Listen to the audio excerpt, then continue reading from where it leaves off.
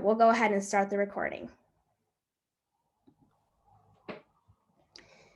All right, so I want to welcome you to Missions Unpacked. This webinar is called Germany Unpacked. We're going to learn a little bit about what's going on in Germany and what God is doing in the Eurasia region with the LCMS. My name is Chelsea Irwin. I'm a missionary with the LCMS serving in the Czech Republic. And I want to introduce to you our presenter today, Pastor Christian Thiews. He's serving in Germany. And Pastor Thiews, take it away. Good to see you, Chelsea. We're neighbors. I'm right next door to you in Germany. So good to see you all. I guess for many of you, it's still Saturday morning. Here it's Saturday evening, but wherever you are in the world, God bless you. Good morning, good evening, good night. And let me go ahead, Chelsea, and share my screen.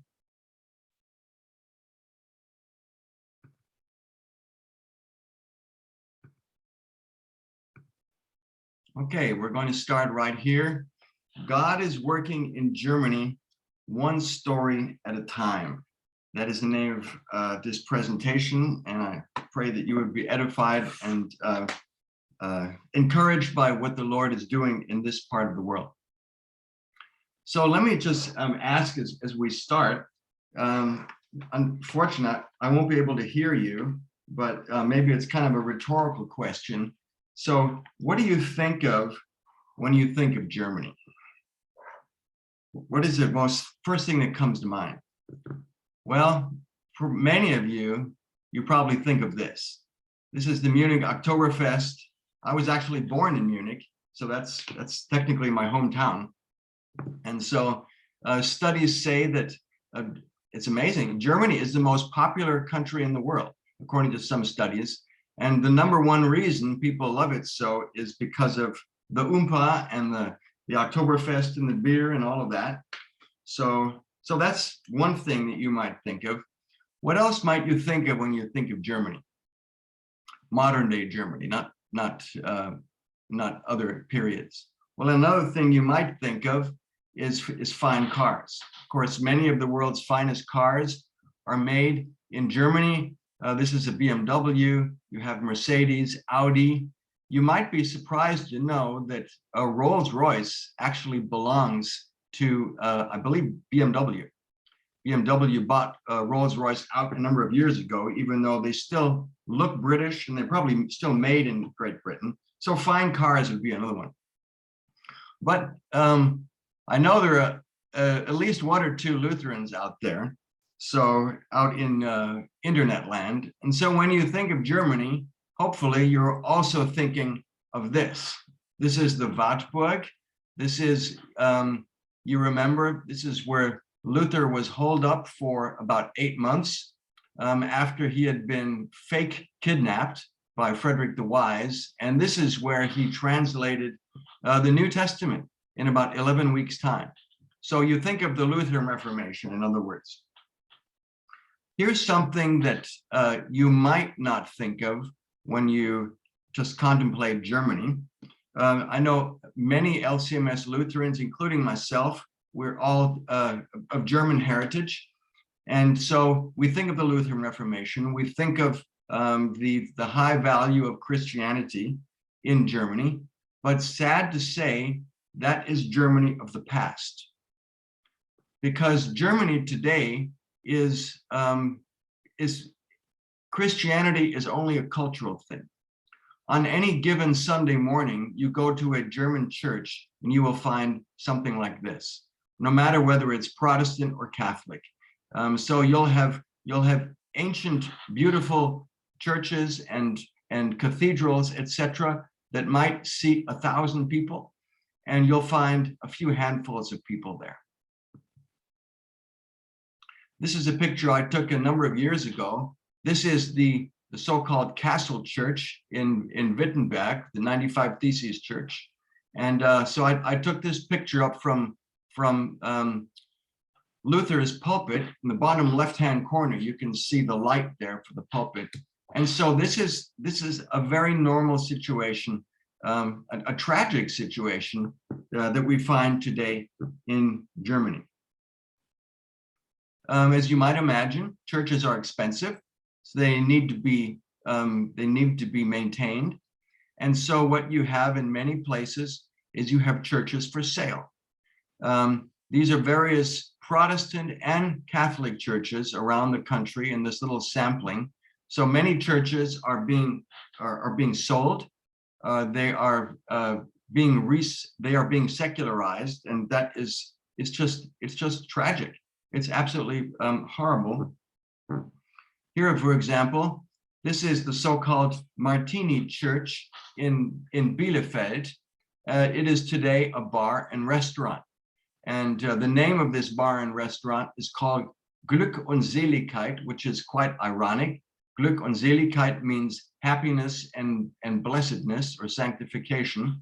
And look how the people gather their happiness and sanctification. If you can see my little cursor here, look at the people sitting at the bar here, and you have beer on tap and all of that. And this used to be a church. Look at that. So they removed all the religious symbols here. So this is awful, absolutely awful. Here's a very interesting one. This is the Capernaum Church in Hamburg.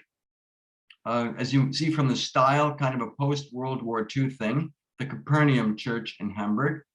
And today is now the Al-Nur Mosque.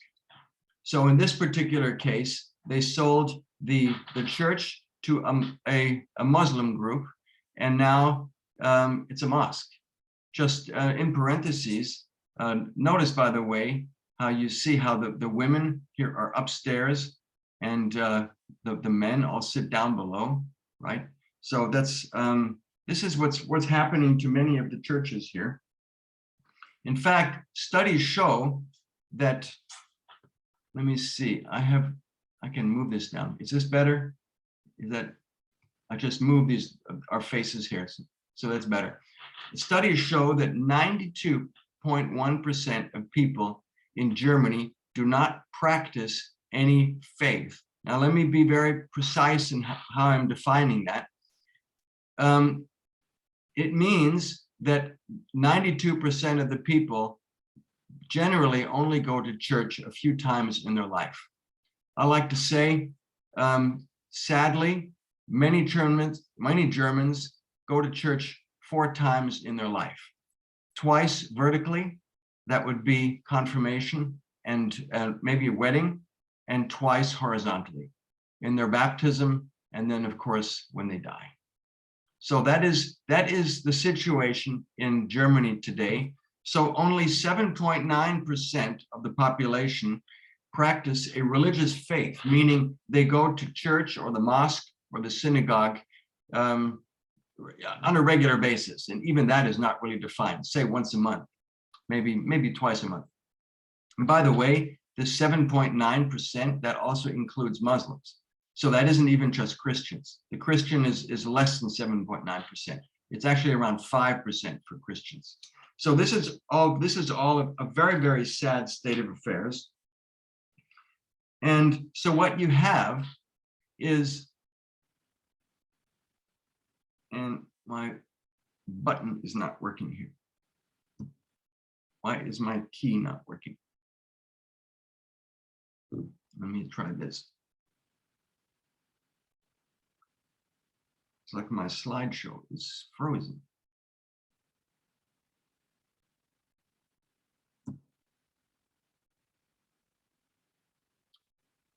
Let me see, can I go up?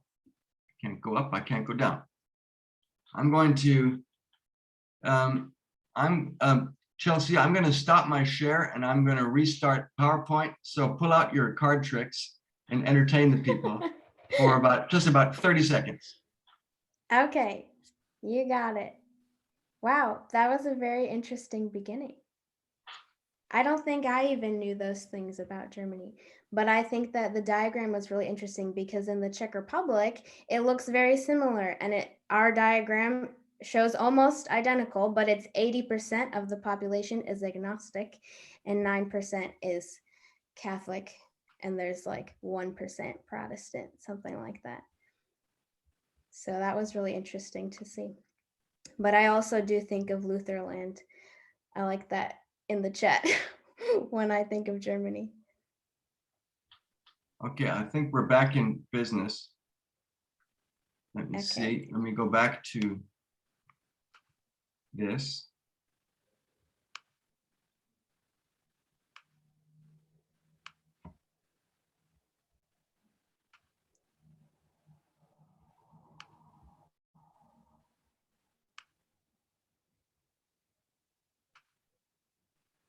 Okay. That was a good save. Good job. Yeah, that's exactly right. This is so you raise a good point, Chelsea. This is not only a German problem, it's a European problem, right? And Great Britain and France and so on is actually no better. Okay, so we're back on track. So once Christian Germany is now decidedly post-Christian. So let me jump into a quick little story here. There was once an agnostic German-American guy who grew up in Germany and was just like these 92%. This agnostic German-American guy, he went to church. I guess he was baptized. I guess he was confirmed. But otherwise, the only time he went to church was when he was on vacation with his parents in Spain or whatnot. And so this agnostic German-American guy, he once, at the age of 40, he moved to the United States and heard the gospel for the very first time. And by that point, the agnostic German-American guy had been married and divorced and had kind of made a mess of his life, especially a mess of his family's life. And he heard the gospel for the very first time at the tender age of 40, where the LCMS pastor said, Jesus died on the cross and forgives you for the fact that you destroyed your marriage. And the agnostic German-American guy sat there and was totally stunned because apparently the pastor was preaching at him, even though there were 1,000 people in the room. And then the pastor said, Jesus Christ died on the cross and forgives you for the fact that you walked away from your children. And the German-American agnostic guy was stunned and said, well, that's exactly what I did. And then the pastor said, he said, at the end of this service, if you would like to go down and give thanks to Jesus here at the altar rail with the pastors and thank Jesus for what he has done for you, namely forgiving you and taking this guilt off of your shoulders, then please come down. And the pastors would like to pray with you. And so the agnostic German-American guy did exactly that. And he bawled like a baby for 20 minutes. And if you hadn't figured out yet, that was me at the age of 40. I was exactly like those 92%. I didn't know anything about Christianity, even though I was confirmed, but I was a teenage fool, so I didn't pay attention in confirmation class. I didn't really know what it was about. And so at the age of 40, I heard the gospel for the very first time. Before I heard the gospel, this was me. This is about 4 years before that happened. So I'm 36 or something like that at that point. And look who my God was. Any ideas what God I might have had? It's a big fat circle right on top of my head. That was my God for all of my life until the age of 40. Right, until I heard the gospel, and I started volunteering in that church, and I did various things, serving there, served as an elder after a few years, served as a small group director after a few years, and so about 7 years after that conversion experience, I called up the pastor and said, Pastor, I'm toying with the idea of going to the seminary. What do you think? And he said, do that, Chris. We will support you. This is a fantastic thing. Do that. So that was the rest is history. So that was 2004, and I've now been a pastor for almost 13 years. And So as horrible as it is to come to Christianity, kind of middle-aged, the good thing is that, at least in my case, I have a great heart for people who are just as lost in whatever, in materialism or agnosticism or whatever it is, just as lost as I was. And so I have a heart for adult converts, and that's exactly where the Lord has placed me now. But I'm getting ahead of myself. We will arrive there shortly. So here I was in 1993. But yet, even in a post-Christian country, God is working one story at a time. And my story is one of those billions of stories. God has other stories too. As you might know, since 2015, 1.3 million people from the Middle East and from Africa have migrated to Germany. I was talking to a 19-year-old guy this afternoon. I was teaching him German, and he's from Iran, and he's been in Germany all of 2 months. It took him 8 months to get from Iran to Germany. And he followed much of this route that you can see right here. He went through all these countries. He took a boat, so I imagine he floated around here somehow. I don't know whether he made it to Italy or whatever it was, but he more or less took this route, and now he's in, and here it is, in fact, here he is in Hamburg, right? So 1.3 million people from the Middle East have migrated to Germany. Here's a picture from 2015. These are some classic pictures. Notice, by the way, the demographic. Most of these migrants were men, and young men too, in their 20s or 30s, or like the young man today, 19 years old, right? So the obvious question is, and I think many of you might be thinking this, will Europe become Muslim? It stands to reason that one might think this way. There is a very high population or percentage of Muslims in Germany. It's around, I think, around 8%, something like that now. Just as by comparison, in the US, it's about 1% or 1.5%. In France, I think it's more like 10%. And in the UK, it's also over 10%.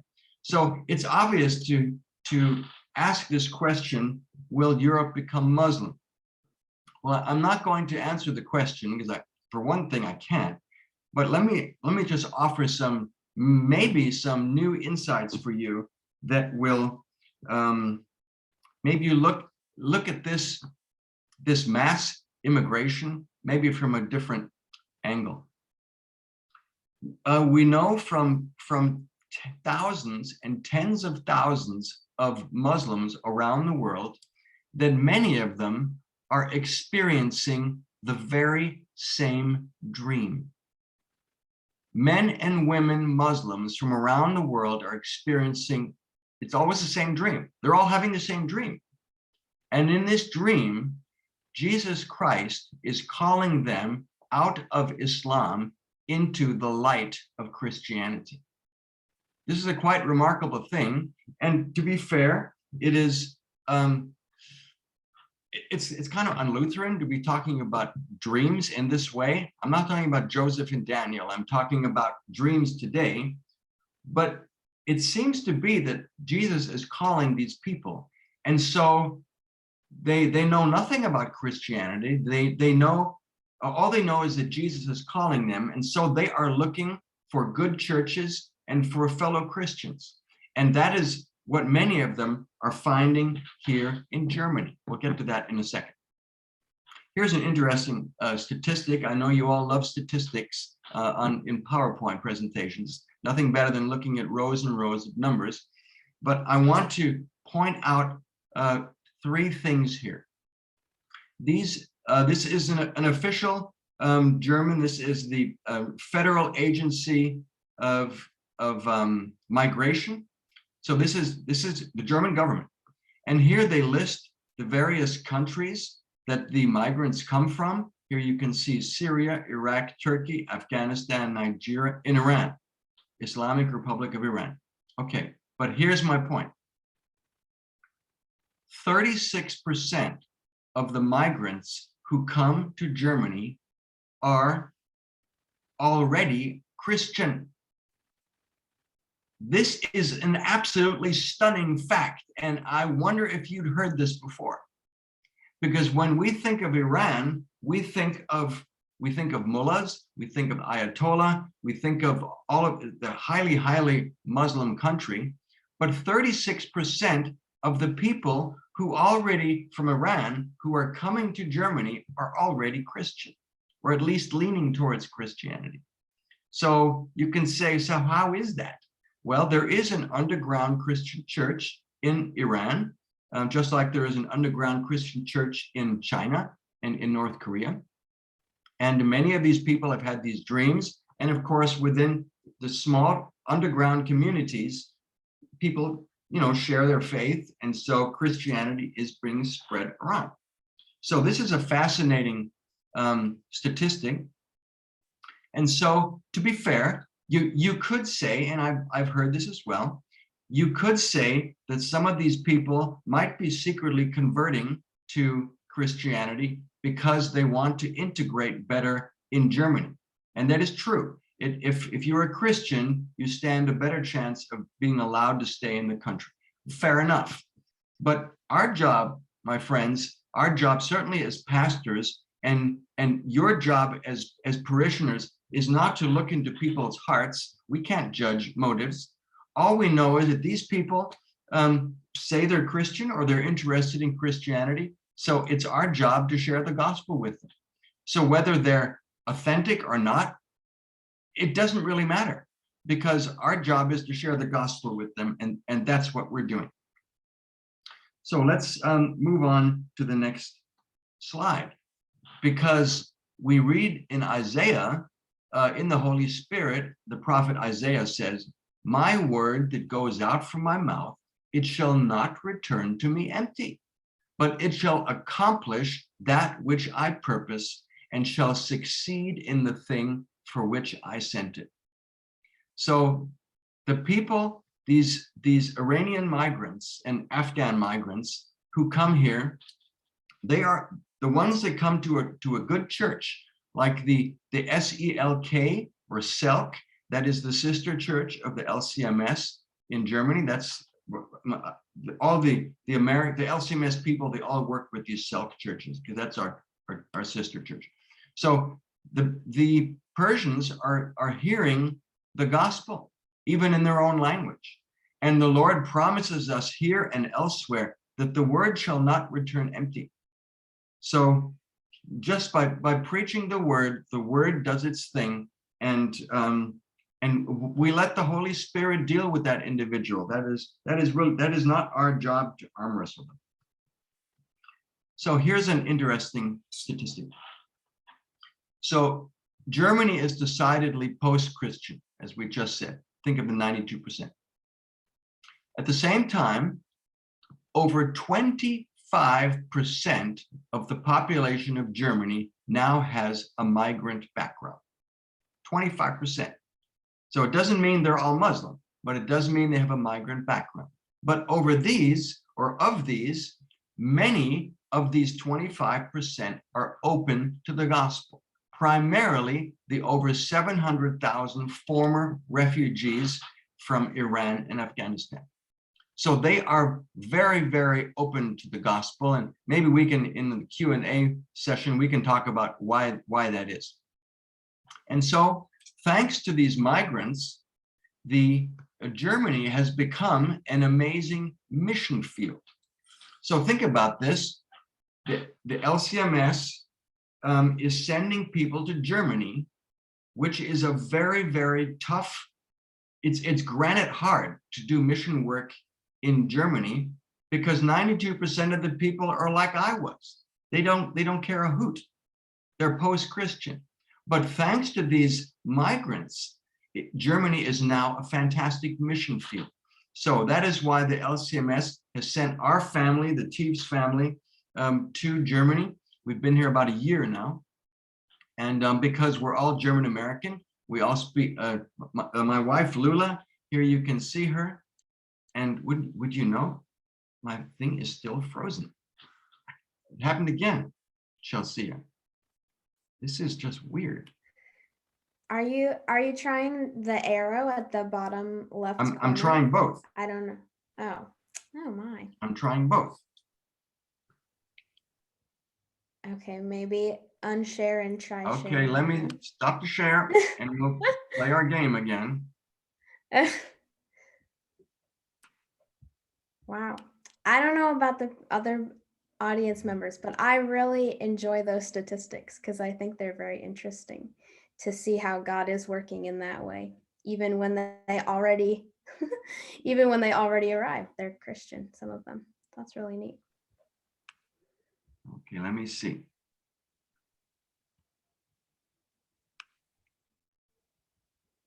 So you're not seeing my screen, right? Yeah. Not right now. Yeah, okay. I need to go back to.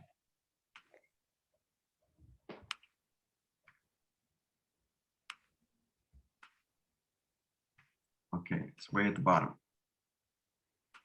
This is Missions Live, my friends. This is the way it is. We have to. That's right. We have to be flexible. We have to be creative and intuitive. We have to keep on rolling. We have to keep on rolling.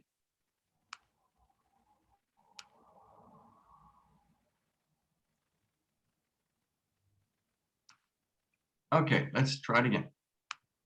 Hopefully it won't happen a third time. Okay, there's our family. So there's Lula there to the right, and that's our almost 16-year-old daughter Lily. She turns 16 tomorrow. And Lula I'm German American. Lula is German, was born and raised regular German girl. However, she became a naturalized US citizen in 2003. And so Germany is our second home. So it's very it's easy for us. It's just like the US, right? With the big exception that learning Persian is a brand new territory. So that's what I'm doing right now. And but Germany is easy. And so that's why the LCMS who knew us, they said, we're going to send you to Germany because you know the culture, you speak the language. Now we want you to learn another language, by the way, Chris. We want you to learn Persian at the tender age of, I'm almost 65, by the way. So, but so what? I'm still healthy, and so I'm learning another language, and it's a great challenge. So obviously, and this series is Missions Unpacked. So I just found out last week there are over 100 LCMS missionary families around the world. So including the spouses and the kids, it's over 300 people. And so we are here in the blue area in Eurasia. So here's Germany, and Chelsea is right there, right south of Poland. And so this whole area, here's Iran, here's Afghanistan. And so this is very conveniently, it's all still in the same region from the LCMS point of view. And so that's what we're doing here. And I'm working together with other LCMS missionaries and missionaries from other countries. And I'll show you a few pictures of them in a little bit. So what am I doing as a missionary? I'm doing 4 different things. My main job is to do outreach to Persian migrants in Hamburg in Germany. By the way, when I say Persian, Iran and Afghanistan, they share a common language that is called Persian. In the Persian language, Persian is called Farsi. So sort of like you could say, I speak Spanish, but if you in Spanish, you would say Español, right? So when you say Farsi, it is sort of like saying Español for Spanish. So So I work with the Persian migrants. That means with Iranians and Afghans, although 90% of them are Iranians. And so I teach Bible classes in German and Farsi. My Farsi is still, or my Persian is still growing. There's a lot of room for improvement, but I'm learning quickly. I also teach German to Persian migrants. That's what I did this afternoon. And I also conduct monthly English language services at one of the 2 churches in which I serve, doing LSB evening prayer. And I know a lot of you are well familiar with that. So,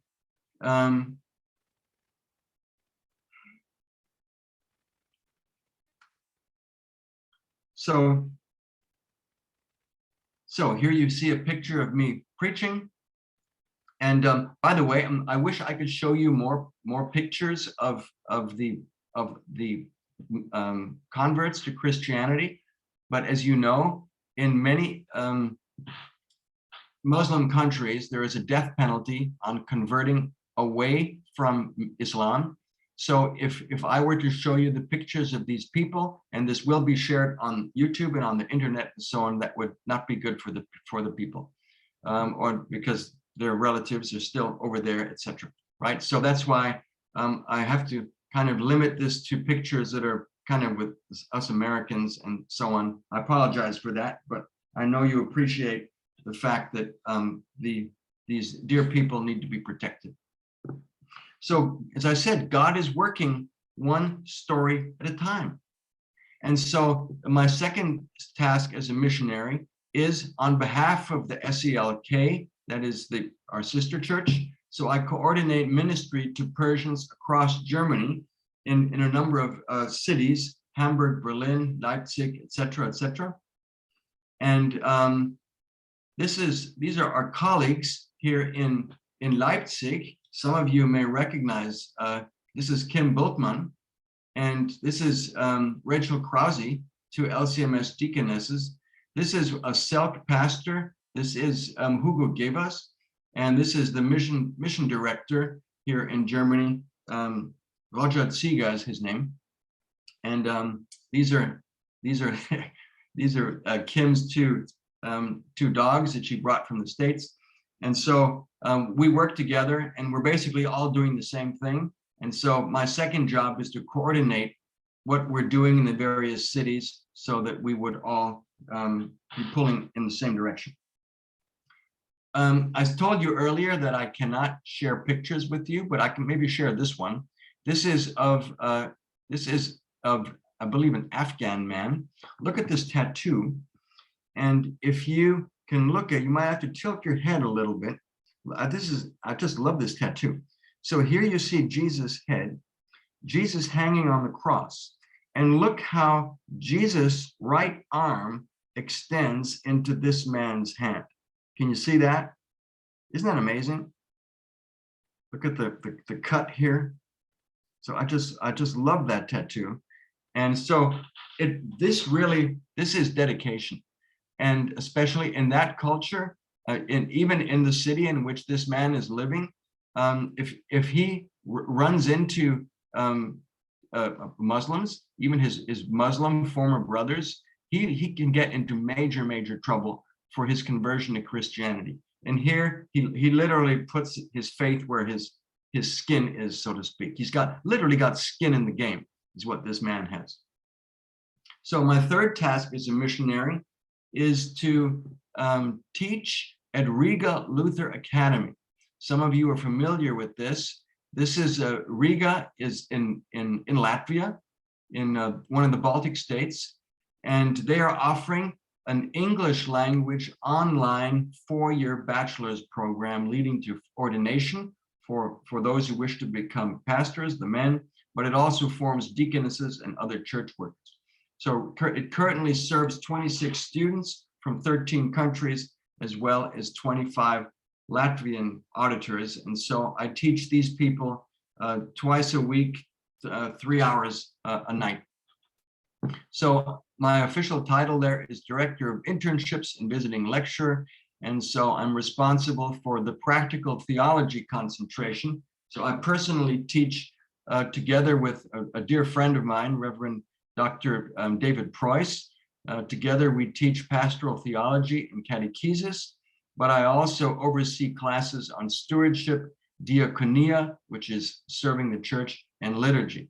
So these classes are held over Zoom, just like this presentation tonight or this morning. But the staff and students, we do meet twice a year for 1 week each, either in Regal, Latvia, or in Wittenberg, Germany. Right, so there is some one-on-one time, which is very important. Here you can see their logo of Lutheran Academia, as it is called in Latvian. It's actually quite interesting. Here's a bonus information point for you. Did you realize that the gospel, the Lutheran Christianity, the true gospel, which had been lost for centuries, that already arrived in Riga, Latvia, as early as 1522. That is really, really early. That's only 5 years after the 95 Theses. And so the first church in which the gospel was preached there was St. Peter's Church in Riga.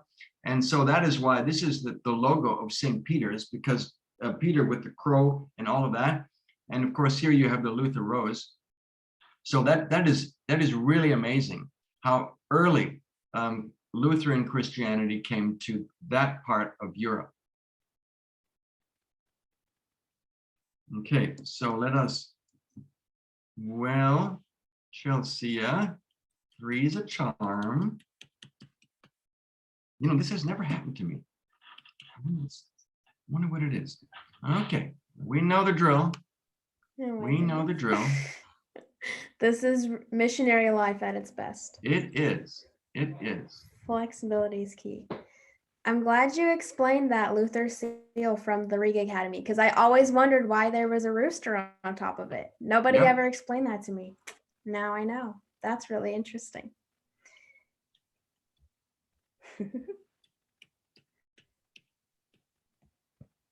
Okay. Back to Zoom, if I can find it. There it is.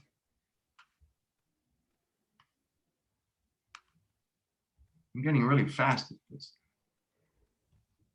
That's good. An opportunity to learn.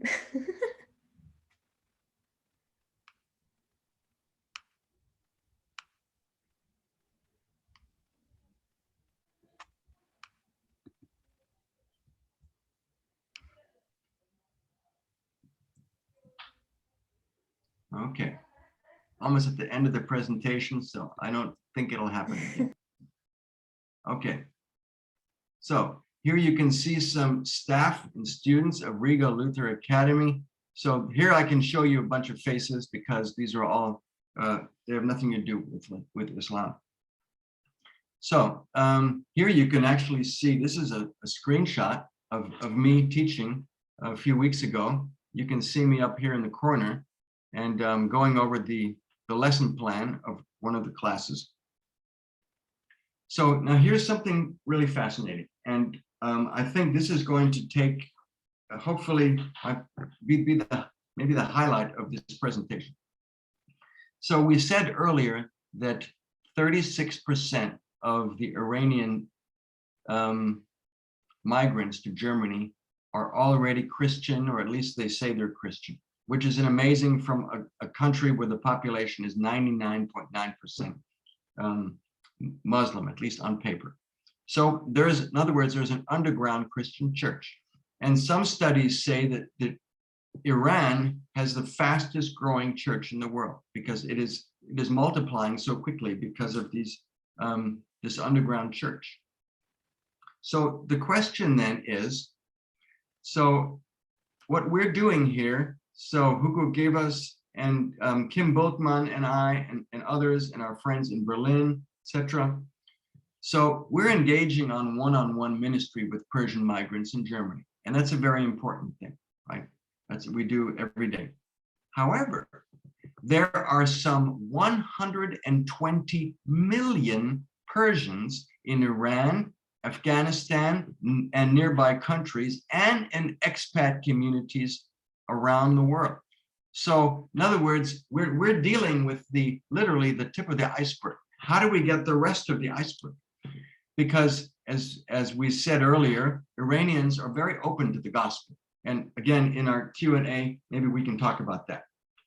So how can we reach them?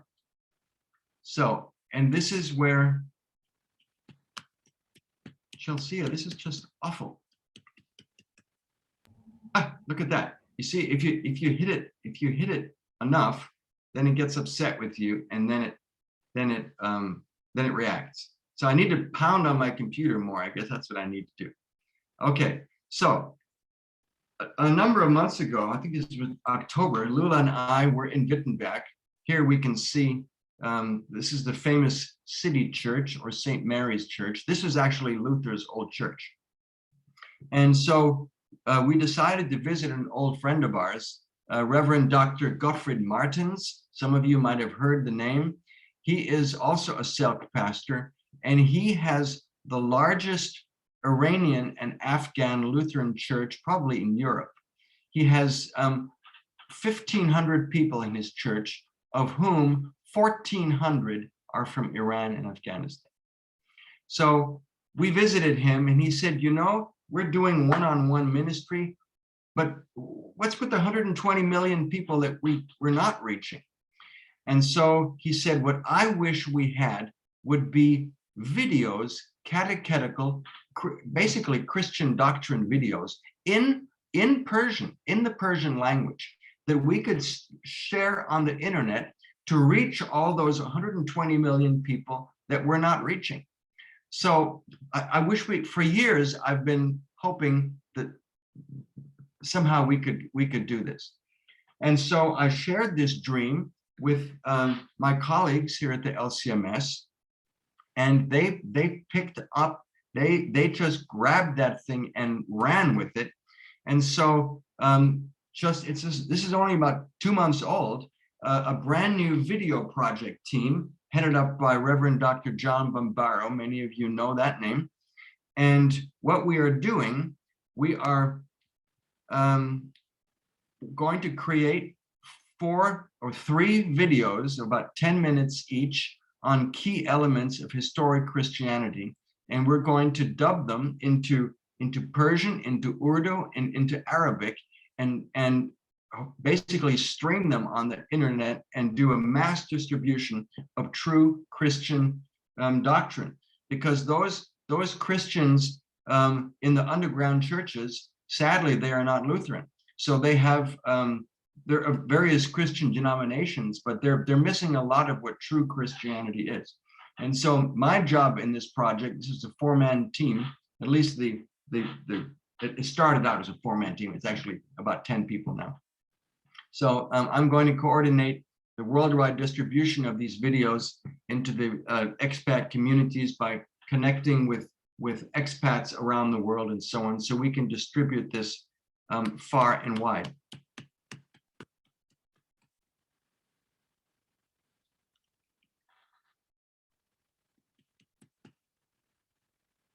Okay, you know what? We're already past time of the presentation part. So this is, we've had enough of this screen blocking stuff. So I'm just going to jump to my last slide, and we'll share with you how you can, if you are interested, how you can support this ministry as we share the gospel, not only in Germany, but also around the world. So there are many ways you can join us on this adventure. Again, in Germany and in all of Central Asia through these videos. So obviously, and hopefully you can pray for us. You can follow us on social media.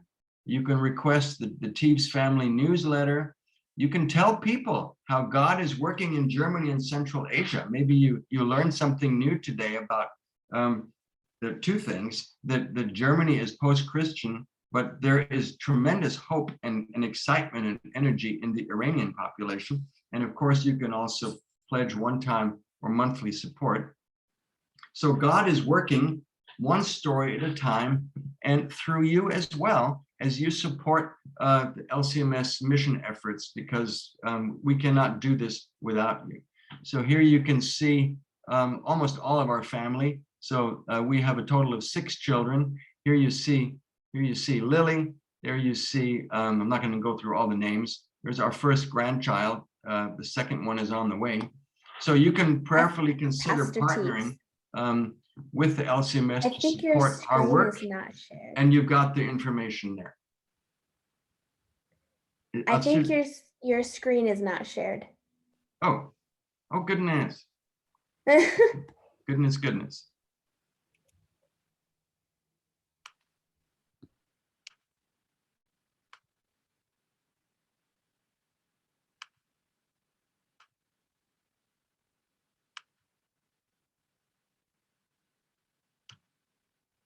So let me see.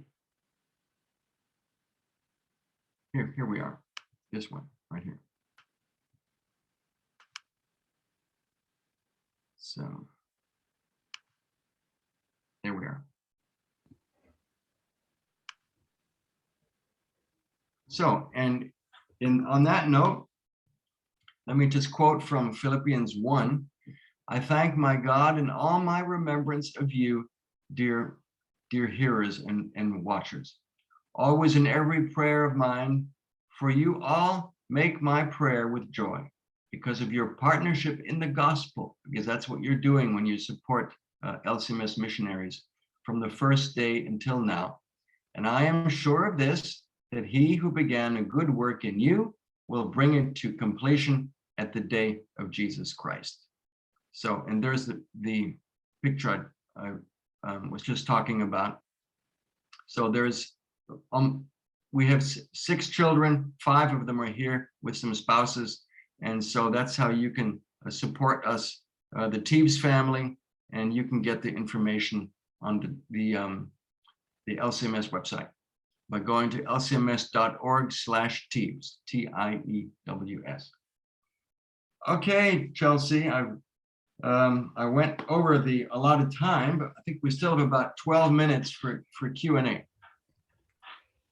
Yeah, that is totally okay. That was a really awesome presentation. Thank you, Pastor. Okay, so before we get to the question and answer, I just have a few reminders. So if you're interested in learning more about the Tiews family and you want to hear some more updates, you can subscribe to their newsletter. That link will be in the chat, so you can click on that and sign up to subscribe, and that comes out every month. And then you can also follow the LCMS International Mission on social media. We have a Facebook page called LCMS International Mission, as well as an Instagram. So hit @LCMS International Mission. You can follow that as well. There's a lot of cool stories on there from all of the different regions where the LCMS has missionaries and where God is working globally. And I invite you to join us next week as we look at a different region. It's going to be on Saturday, February 19th at 11 a.m. Central Time. So the same time, just next Saturday. And Reverend James and his wife, Angela Sharp, will be presenting. So we get to hear about what's going on in Uruguay. So that's called Uruguay Unpacked. Now, if you have questions, I invite you to hit the question and answer. So it's probably next to the chat on your screen. There's a thing called Q&A. You can click on that and submit a question, and we'll be taking those. Okay, so we have some already. All right, Pastor Tiews, are you prepared? I am prepared. Okay, so should I just read the question here? Yeah, if you can see them, you can just answer or read it and then answer it. Yeah, sorry. Okay, so it looks like I'm jumping into a conversation here. To Carolyn's point or extension, perhaps safety concerns in European countries due to migration. So is the question, is it unsafe because of migration? Is that the question? Yeah, I believe there was a conversation about the situation in Ukraine, and Anne had already spoken to that. So just a general question of if there's any concerns that you have with this. I actually live in a neighborhood that is like 3 blocks away from it's basically little Tehran. And no, it's not any different from any place else. No. A lot of if you like Middle Eastern food, you got a lot of stuff. And like seems like every other store is a Middle Eastern snack bar or a Middle Eastern barber. No, I walk around and I don't think there's any trouble at all. Awesome, thank you. Okay, so we have another question. Is there any SELC or LCMS outreach to the ethnic Germans? Yes, of course, absolutely. But that's what I said earlier. It's very tough going. Absolutely, I think there are like, I want to say there are about 100 SELC churches in Germany, and maybe 10 of them, or no, maybe more like maybe 6 or 7 maybe, have an outreach to Persians. And the Persians are normally in the big cities, as you might imagine. So, and though there is outreach, but it's very sad. So in the rural congregations, in the SELC as well, it's kind of like those first slides we had. It's so if you have 30 people, that's a good day. That's a good day. And sometimes it's way less. And I know a town nearby that I know of, I think it's an average of like 6 or 7 people on a Sunday morning. So yeah, of course there's outreach, but unfortunately it's like biting into granite. So that's why these Iranians are like a shot of a breath of fresh air, right? So because many of them are embracing the gospel, whereas the ethnic Germans are not so much. Okay. That's really interesting. Thank you. Okay, Yeah. what other church denominations are outreaching with the gospel in Germany? And does the LCMS ever work together with them? That's a good question. What other denominations are? I can tell you the 2 largest denominations are, of course, the Protestants and the Catholics, right? And for various reasons, there's not that much outreach with those 2. Unfortunately, both of them are in many cases so liberal that you will sometimes hear from those pastors or priests, why baptize these people, these Iranians? We all believe in the same God. Really? Allah is the same as the triune God? Really? And I know a large German city, I've heard that in one of the large denominations, they say, we're not going to admit you to a baptismal class until you can speak German. Really? Here I am at 65 trying to learn a new language, and a difficult one at that. And these people say, well, please come to us when you can speak German. So there's not that. I know that I to be honest, I think the Pentecostals are doing some work and the Baptists, but the Protestants and the Catholics, maybe a little bit here and there, but not in any structured way as far as I know. And so do we ever interact and work together with them?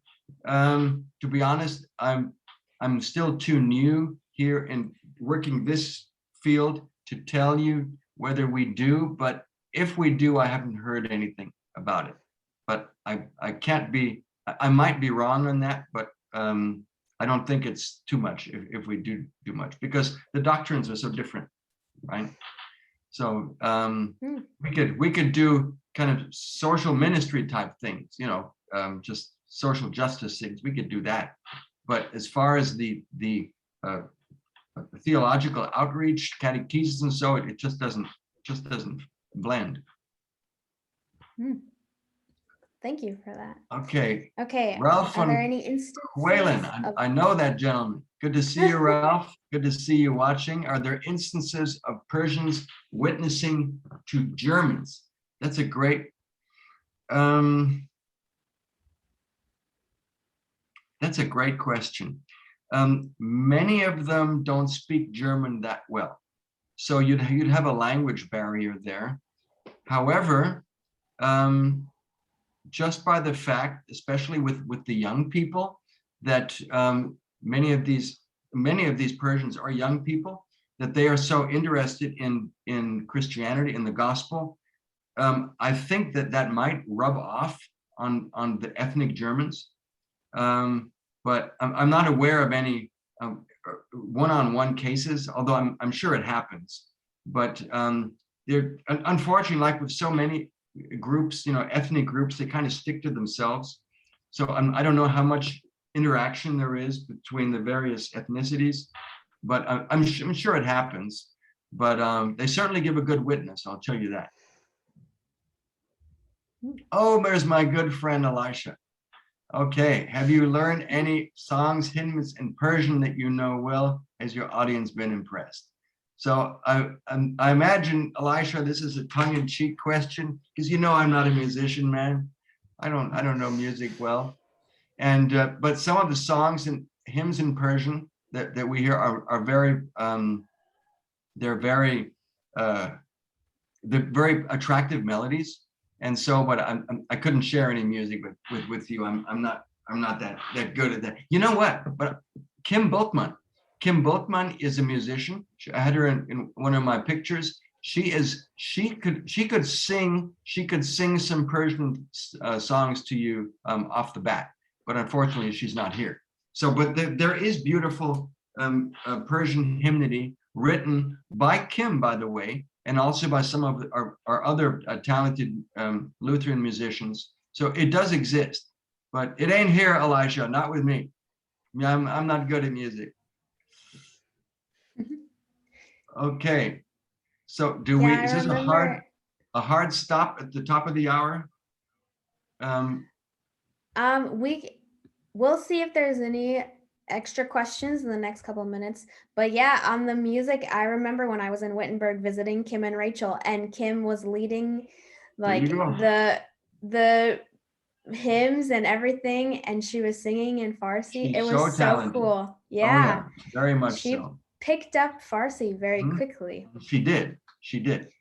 And she's that's awesome. She has written, I'm not sure if she wrote the music, but I've heard the Nunc Dimittis in Persian, and it uses pretty much the same melody that we have in the LSB, and it's you'd immediately recognize it, right?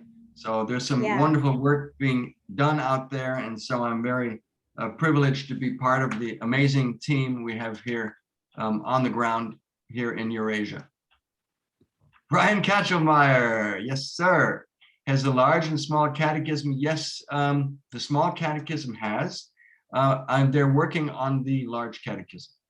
Good to see you there in New Mexico, my brother, Brian.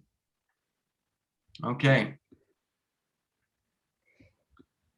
All right, well, we are just about at the top of the hour, so thank you everyone for joining. We really appreciate you being here. Thank you, Pastor Thieves, for being here and giving your presentation. It was very interesting. Again, if you want to follow Pastor Thieves and his family on their newsletter, that link is in the chat, as well as following the LCMS International Mission on Facebook or Instagram. You can follow along with that. Lots of good updates. But thank you, and we hope that you join us again next week for. Let me just try and answer that last question. This is go for it. I have 0 seconds for about a 20-minute answer, but let me try and do it in 1 minute. Okay. 300 years of rationalism, 12 years of Nazis, 40 years of communism in East Germany, and 30 years of materialism since the wall came down, and before then too. So roll all of that together, destroys Christianity. So in other words, it's a long process. It didn't come suddenly. Okay. Awesome. Thank you for answering this. Well,